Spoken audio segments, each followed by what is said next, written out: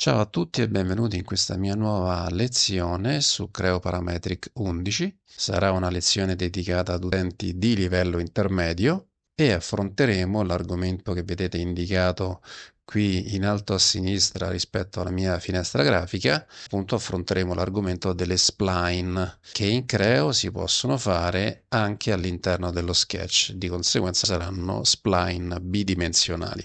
Questo sicuramente è un argomento che è importante per chi si vuole avvicinare a una modellazione di superfici.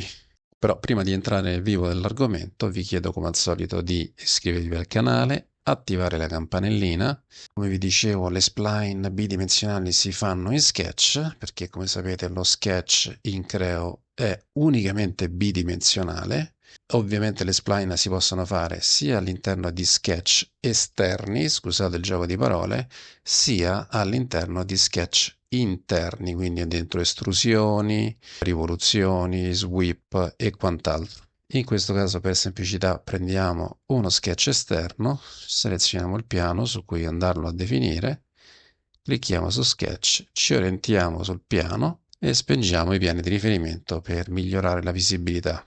Il comando spline è questo, è abbastanza immediato trovarlo, è sufficiente attivarlo e cliccare in alcuni punti per definire i punti di passaggio della curva. In questo caso ho fatto 3 clic, quindi ho definito 3 punti di passaggio, 2 dei quali sono sul riferimento verticale e sul riferimento orizzontale.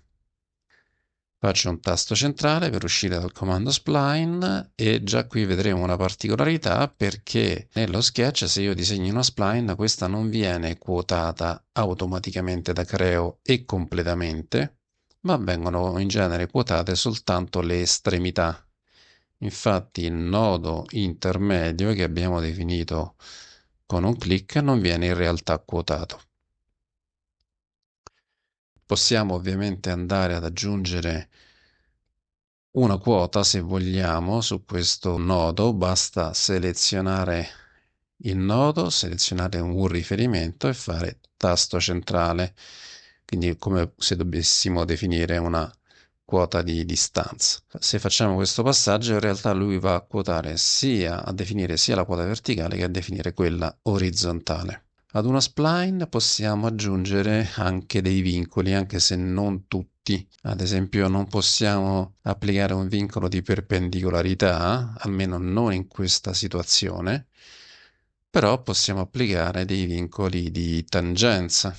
Ad esempio, possiamo andargli a dire che vogliamo una tangenza tra la spline che andiamo a selezionare e questo riferimento, ma può essere anche una linea e quindi lui ci mette il vincolo di tangenza. Cos'altro possiamo fare? Possiamo andare a definire anche delle quote, ad esempio delle quote angolari alle estremità della spline. Quindi io posso selezionare con il comando quota il vertice, la spline, il riferimento e poi fare tasto centrale. In questo modo ci viene proposta una quota angolare che noi possiamo anche portare in questo caso a 90 gradi in modo tale che la spline cada perpendicolarmente su questo riferimento.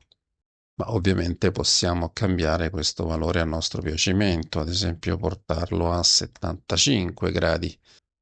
Altro tipo di quotatura che in taluni casi può essere comodo è quello di, ad esempio, definire una quota perimetrale. Se vogliamo controllare la lunghezza della curva, che in questo caso è una curva abbastanza complessa, possiamo utilizzare il comando quota perimetrale che troviamo in questa posizione nello sketch, selezionare la spline, fare un clic col tasto centrale.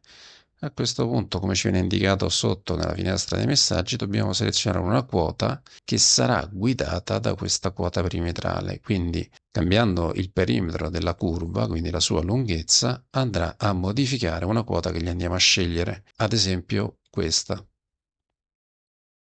Tasto centrale, questa quota la posizioniamo in una posizione più visibile e la andiamo a cambiare. Noteremo che andandola a cambiare agirà e modificherà questa quota dove adesso c'è scritto il termine var, che sta per variabile. Quindi andiamo a cambiare il valore 600 e in effetti per aumentare questo perimetro e portarlo a 600 ha dovuto modificare pesantemente questa quota qui. Questi sono i primi aspetti del comando spline all'interno dello sketch. Adesso cancello la spline e la vado a ridisegnare, più o meno come l'abbiamo fatta prima.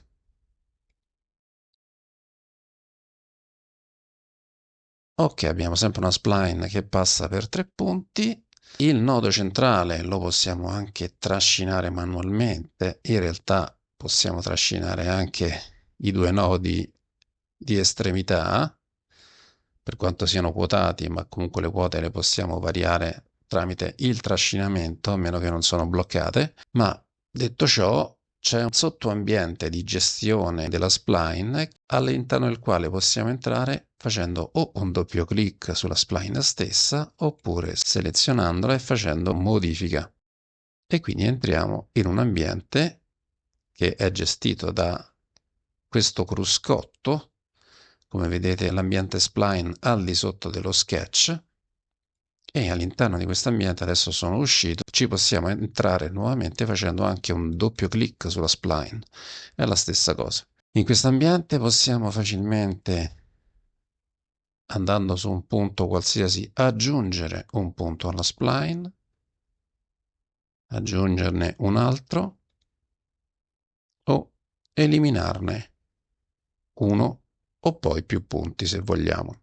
In questo ambiente possiamo andare a gestire il poligono di controllo, quindi mostrare quelli che sono i punti di controllo che ci consentono una gestione abbastanza rapida della curvatura della spline, ma possiamo anche andare a visualizzare il grafico di curvatura, cosa che spesso è comoda. Adesso ha una scala molto elevata, ma la scala si può variare a piacimento. Comunque, normalmente, se si tratta di una modellazione di superfici di buon livello, si deve cercare di ottenere un grafico di curvatura che sia il più omogeneo possibile,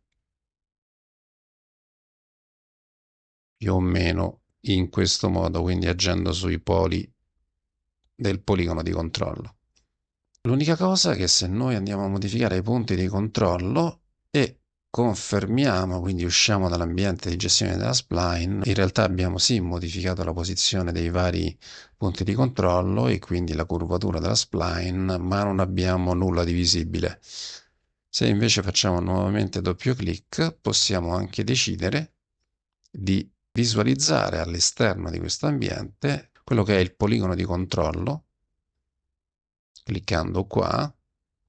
E quindi se confermiamo andremo a vedere anche all'esterno dell'ambiente spline il poligono di controllo con tutte le sue quote che volendo possiamo andare a modificare. Ad esempio possiamo anche imporre un vincolo di perpendicolarità tra questo ramo del poligono di controllo e questo riferimento, così come possiamo imporre vincoli di uguaglianza, ad esempio, tra quest'altro ramo e questo nel poligono di controllo. E quindi mano a mano possiamo andare a dare una gestione sempre più avanzata alla spline all'interno dello sketch, per poi, se vogliamo, anche confermare. Ultimo aspetto che vi voglio mostrare, cancellando questa spline, è la possibilità di aggiungere altre tipologie di quote, ad esempio rifacendo la spline come abbiamo visto anche prima, e adesso mi costruisco per comodità un arco di costruzione centrato qui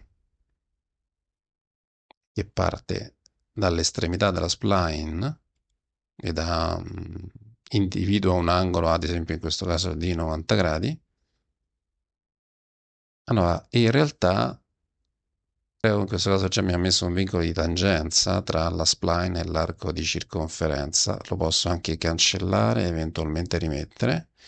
Quindi clicco su tangente e seleziono spline e seleziono anche l'arco. E lui mi mette un vincolo di tangenza. Ma posso fare anche di più. Posso mettere un vincolo di continuità di curvatura, perché la tangenza è una continuità G1, ovvero è la continuità della derivata prima. La continuità di curvatura è la continuità della derivata seconda e quindi la continuità della curvatura. E lo faccio con un vincolo d'uguaglianza che definisco tra la spline e l'arco di circonferenza. Questo è un tipo di controllo che è un po' più chiaro e importante per chi fa modellazioni di superfici di alto livello e deve far sì che le connessioni tra superfici diverse siano le più uniformi possibili e riflettano anche la luce in una maniera molto uniforme e quindi spesso è richiesto la possibilità di controllare la curvatura e di avere una continuità di curvatura nel punto di unione di due curve, come in questo caso. Questo vuol dire che in questo punto sia la spline che l'arco di circonferenza hanno lo stesso raggio di curvatura, che poi sicuramente varierà da una parte sulla spline, mentre sarà costante sul raggio di curvatura. Quindi mettendo un vincolo di tangenza tra una spline e un arco di circonferenza e poi un vincolo d'uguaglianza sempre tra la spline e l'arco di circonferenza, avremo sia la continuità di tangenza che la continuità di curvatura, quindi sia la continuità G1 che la continuità G2. Ok, direi che per questo argomento è tutto e quindi vi saluto e vi mando un abbraccio a tutti. Ciao!